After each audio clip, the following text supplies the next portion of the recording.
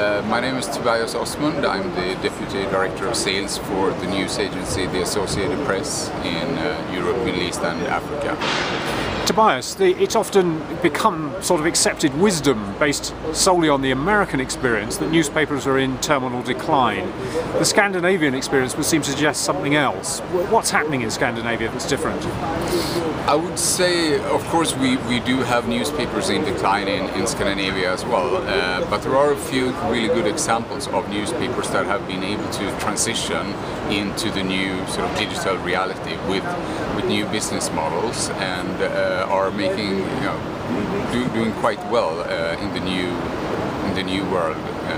And are they generating online digital content, and are they getting advertising to support that content? Yeah, I would say that the most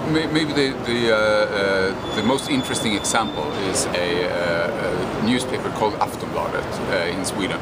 Aftonbladet used to be a tabloid, the second biggest tabloid in Sweden, always been struggling, but they were one of the pioneers going into to the web with their newspaper.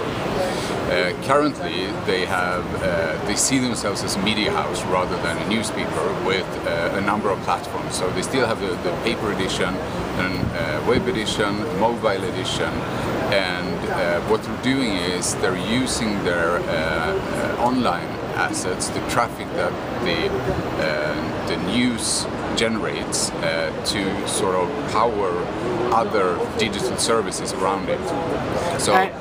Yeah, so they got a classified service, they got a dieting service, and they got a mini paywall. So we got a number of different revenue streams from ads, payments, classifieds, etc.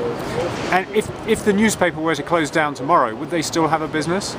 Yeah, well, their editor-in-chief has received a bit of attention after having said that they could close down the paper edition of the newspaper tomorrow and they would still be as profitable as they are today. And this is a profit-making business, so it's not like they're loss-making in any way.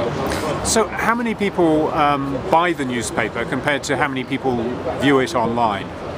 I would say the number of people who buy it is fairly small. My guess is they got a circulation of maybe 200,000–300,000 copies, while as they got probably a daily viewership online through web and mobile platforms of something like 2.5 to 3 million people, and that's in a population in Sweden of 10 million.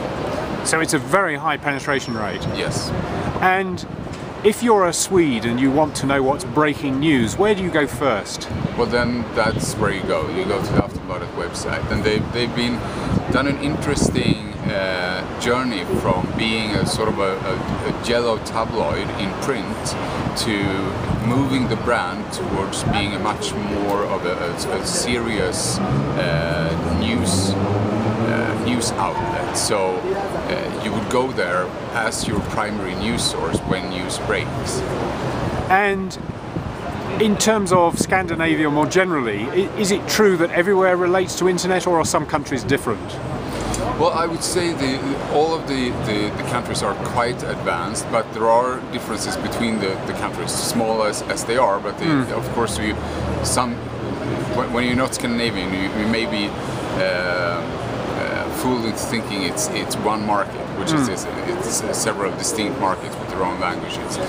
So I would say in Sweden and Norway, the primary news sources where you go when news breaks is to these newspaper websites. Well, as in Denmark, the situation is completely different. There you have a 24-hour news channel, TV2 News, having been really successful in building the position as the go-to place when news breaks. So the Danish media market looks a bit different, where the online players are not as successful. And in terms of AP's more general sales prospects, how has online impacted on the kinds of things that you're producing, and whether your sales are remaining steady or going up? Yeah, I would say for us the online area, web, mobile, tablets and so on, that's the main growth area for us, and especially I would say video for those platforms. So where we've traditionally been serving only the big broadcasters with our news video, delivered to them via satellite. Now we're able to serve even small sort of niche website with content that suits them. So for example, I'm currently speaking to a Norwegian car website that runs only content on technology, cars, and we're able to serve them with video for their news website. So quite niche, really. Yes. And how does that look globally in terms of, say, developing markets, emerging markets versus more developed markets? I would say what the development we're seeing with video for online is definitely in the more sort of developed and sort of media sophisticated markets. We're not seeing that in markets such as Africa, where video is still very much a broadcast